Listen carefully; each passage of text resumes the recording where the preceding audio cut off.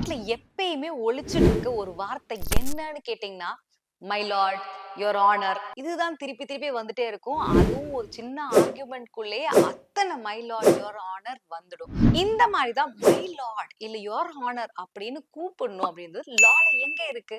In 2006 bar council of India ஒரு rules கொண்டு வராங்க.